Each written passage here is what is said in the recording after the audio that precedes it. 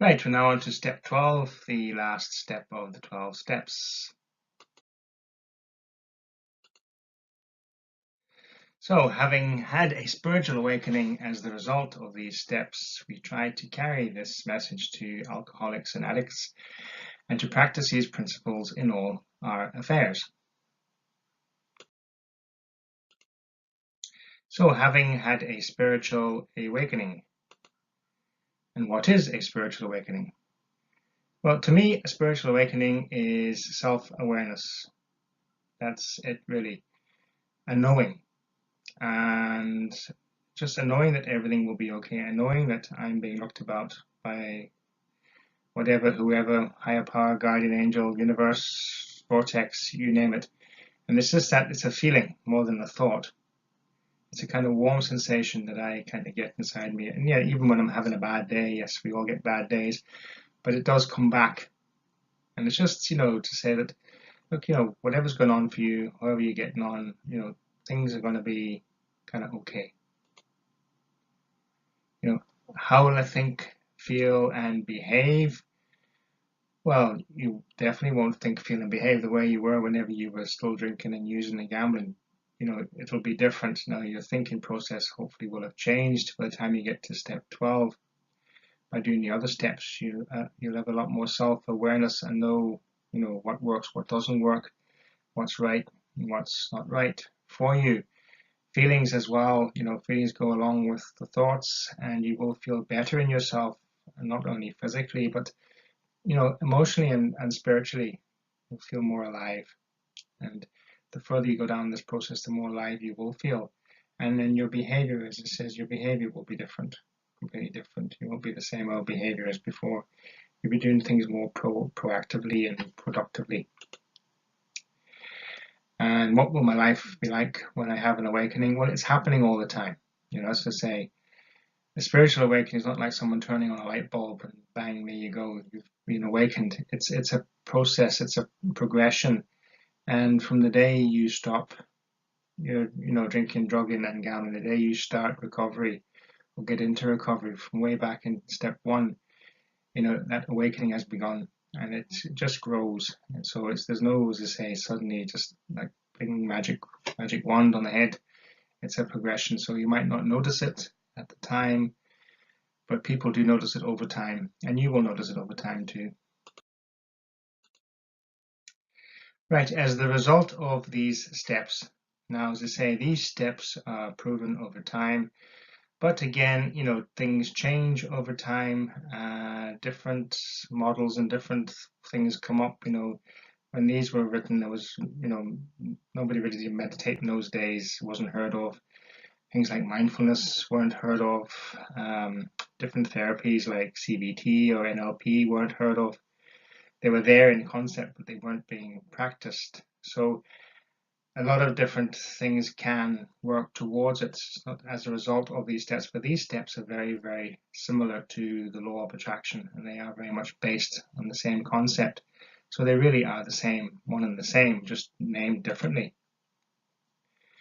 And again, what you put in is what you get out, and with the universe, what you ask for is what you get back, but you have to do it, and you have to do it consistently. You have to do it with passion, with feeling, and you have to take action. It's just not going to happen, but you do find you will get results, and you will get results over time. So not as a result, but the result. Yes, the more you ask, the more help you ask for. I'm not saying, or asking, please let me win the lottery. No, that's not what we're looking at. It's let me be a better person in myself. Let me feel better. Let me do better. So it's something that you can or you have control or power over. And then it works if you work it, and that's just it. If you don't do the work, it's not going to work. It's as simple as that. It's a law of physics. It's a law of nature. You have to put in to get back. So we try to carry this message to other addicts, and it's the same as I said in step 11. It's about paying it forward, passing on your experience, your strength, your hope to other people to give them a chance to, get in recovery. And it's this whole thing in life, it's paying it forward, giving value to other people. Everybody is seeking. Everybody's looking to better themselves, to better their lives, and they're looking for any kind of message or hope or glimmer of hope, whatever it is out there.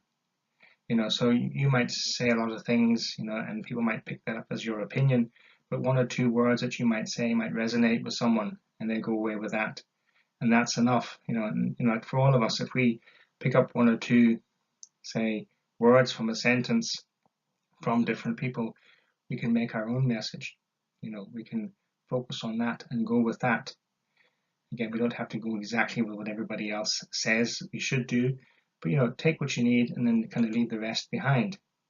It's doing what I've done. So yes, you do get a lot of talkers, and I even admit in AA fellowships, there's a lot of people who will talk the talk, and they'll tell you exactly what they've done, but they haven't actually done it. So it's watching someone who doesn't speak that much, but you can see a contentment in them, and you know that this is what they've done, that they've kept it simple. They're doing what they need to do for their recovery, and they're not boasting about it. The ego is not flying wild. So it's do what I've done in a spiritual way, and don't be broadcasting it to the world. And there is a life after addiction, and there definitely is a life after addiction, because it cannot get any worse. Really, it can't. You might not be a millionaire or successful or live on top of the hill, but you're going to be a hell of a lot more content, a hell of a lot more happy, and a hell of a lot more grateful than you were when you were drinking and using and gambling, and your families will be a hell of a lot more grateful and happy with you too. So how do we carry this message? Just by being yourself. That's all. Just doing it, doing what you need to do on a day-to-day basis. Living the program and living a good life, following, I suppose, what makes you feel good, what works for you. Fellowship service, that's also involved, becoming part of a group and helping out in the group, be it whatever, chairing the table, making the tea, putting out the chairs, you name it. Sponsorship, and eventually you can come to that, to sponsoring other people. But again, that'll happen in time. And then passing on the message, experience, strength, and hope, as I said already before. To practice these principles in all our affairs, and again, as I said, recovery is an ongoing process, it's not an event. So, we grow with it. It becomes part of our life. So, we want to make it part of our life, that, whatever's working is working for us, and just keep doing it. As I say to people in recovery, do what works and do less of what doesn't work. If standing on your head worked, then stand on your head. And that's just the main thing. Look at what works for you. Look what you're competent or happy with, and you see it working. The principles, in a sense, are rules of conduct. So I suppose we all live in a set of principles. We all work through a set of principles in our lives, and that's just the principles that we feel good, that give us a sense of value and morals. And then revisit and practice all the steps. And it's good every now and again. Well, especially step one, we have to kind of do that every day. We have to hand over step 1, 2, and 3, hand over and give thanks for every day that we're in recovery. Step 10 is we call the maintenance step, and make sure we keep to a routine in our daily lives, that we're functioning, that we're doing things, continuing with our meditations and our handing over, and even our day-to-day suppose routine of getting up, eating, exercise, work, etc. And do not get discouraged. And again, like I said about doubt, and there are times when you feel this isn't working, or your life doesn't seem to be going anywhere. Everything you do just seems to be an uphill struggle. But always when you feel that way, keep at it. That's when you need to push harder, because you're at the brim. You're just at the top of the hill. And one more wee push and you'll find that everything starts to get better. And that's a pattern in life. Life has its peaks and troughs. It's not just a straight line. So, when you're in a trough, don't get discouraged, think, oh, this is not working, and then walk away, because you'll never know. It's just keep pushing at it, keep working at it, because it does always get better if you keep at it. 12-step programs are the air we breathe, and again, the law of attraction, all linked in, the same thing. Recovery is the air we breathe. Because without recovery, we wouldn't really be breathing. And generally trying to help others keeps us sober, and it does. And generally trying to help other people in life in general, be it, other people in addiction, recovery, family, friends, you name it, helps us stay sober and helps us stay sane. And last but not least, you can't keep it without giving it away. And that's carrying the message of recovery to other people. So it is about passing it on or paying it forward, as I say.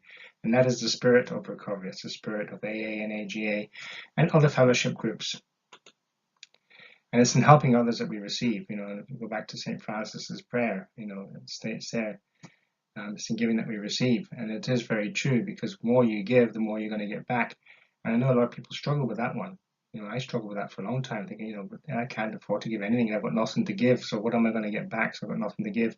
And when I do give something, I don't get anything back straight away. It's not a transaction. It's not like walking into the shop, handing over money and getting a packet of sweets. That's not how it works.